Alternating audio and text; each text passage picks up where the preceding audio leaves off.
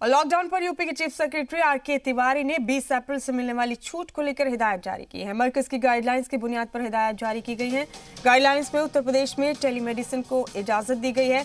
Medical pharmaceutical से मुतालिक सरगर्मियों को छूट दी गई है। वहीं एग्रीकल्चर मछली पालन को भी छूट दी गई है। मनरेगा के तहत आबी तहफ्फुज आबपाशी के काम कर सकेंगे, लेकिन मनरेगा में मास्क पहनकर काम होगा। साथ ही सोशल डिस्टेंसिंग पर भी पूरी तरह से अमल करना होगा।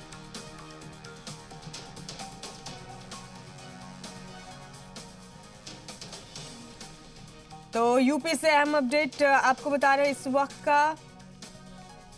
लॉकडाउन पर यूपी के चीफ सेक्रेटरी आर.के. तिवारी ने 20 अप्रैल से मिलने वाली छूट को लेकर हिदायत जारी की है। मरकज की गाइडलाइंस की बुनियाद पर यह हिदायत जारी की गई है। 20 अप्रैल से जो छूट मिलेगी उसी को लेकर ये गाइडलाइंस दी गई है।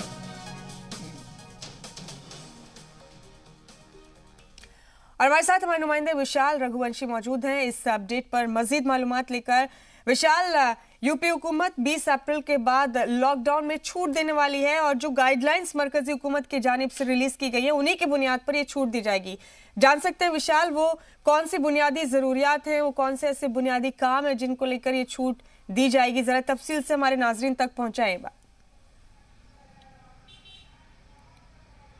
देखिए, उत्तर प्रदेश सरकार ने ये तैयारी कर ली है कि चूंकि केंद्र सरकार की एडवाइजरी थी कि तमाम जो उद्योग हैं उनको 20 तारीख के बाद शुरू किया जा सकता है, जिसको लेकर यूपी सरकार ने अपनी तैयारी कर ली है। और उत्तर प्रदेश में जो तमाम जो उद्योग हैं, ख़ास तौर से जो गन्ना चीनी मिल हैं, इसके साथ साथ जो उर्वरक हैं, किसानों से जुड़े जो उद्योग हैं, इसके साथ ही तमाम जो सीमेंट फैक्ट्रीज हैं, इन सबको चालू करने की तैयारी कर ली है। इसके लिए आदेश जारी कर दिए गए हैं। 20 अप्रैल के बाद इनको चालू किया जाएगा।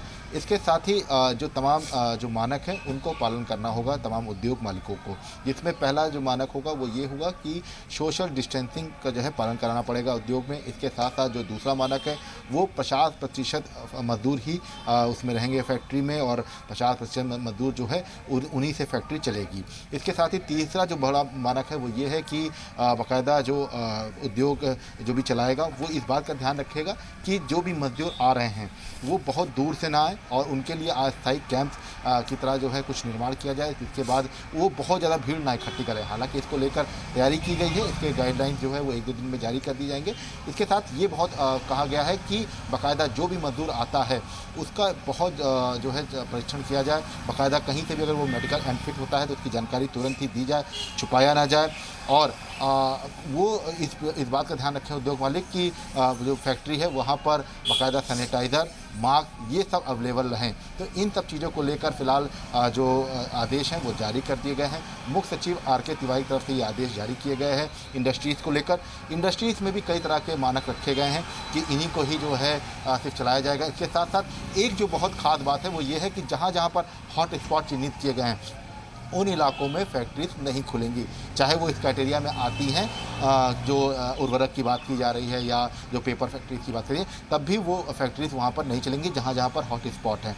इसके साथ साथ कोशिश ये करनी होगी उद्योग मालिकों को कि जो मजदूर आ जाए हैं वो परसों आएँ और कल के लिए जो है दूसरे मजदूर हों, ताकि सभी मजदूरों को रोज़गार मिलता रहे, उनका जीवन यापन चलता रहे। इस बात का भी विशेष ध्यान रखने के लिए कहा गया है। तो कुछ इस तरह के मानक जो है वो तैयार किए गए हैं और ये भी कहा गया है कि इन मानकों का पालन करना होगा। जी विशाल, इन रियायतों के बाद अगर कोई गाइडलाइंस की खिलाफ वर्जी करता है, अगर कोई गाइडलाइंस का उल्लंघन करके अपने काम को आगे बढ़ाने की कोशिश करता है, जाहिर है उसके लिए सख्ती भी रखी गई होगी।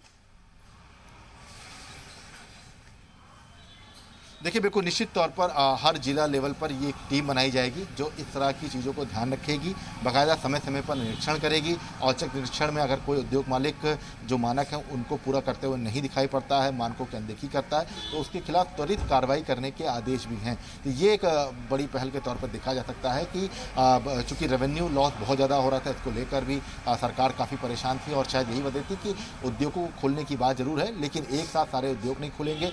इसके साथ साथ उद्योगों को लेकर भी गाइडलाइन बना दी गई है कि कौन कौन से उद्योग जो हैं वो खुलेंगे और जो कार्य करेंगे। इसके साथ ही जो मजदूर आएंगे, चूँकि ये एक बड़ी समस्या ये आएगी कि अगर दूर दूर से मजदूर आते हैं तो कहीं ऐसा ना हो कि भीड़ अचानक से सड़क पर बढ़ जाए। तो इन सब चीज़ों को देखते हुए फ़िलहाल ये कह सकते हैं कि जो अस्थायी कैंप्स हैं या जो आसपास के फैक्ट्रीज के आसपास के जो स्कूल्स हैं, जो सरकारी स्कूल्स हैं, वहाँ पर अस्थायी कैंप्स बनाए जाएंगे ताकि मजदूर वहाँ पर रहें और वहीं पर ही जो अपनी जो आधा किलोमीटर 1 किलोमीटर का दायरा है उसी दायरे में ही अपना पूरा जीवन यापन करते रहें, काम भी करें। तो इस तरह की तैयारी जो है ये फिलहाल जिला प्रशासन की तरफ से करनी होगी। जी बहुत शुक्रिया विशाल आपका, आप जुड़े हमारे साथ इस अहम खबर पर।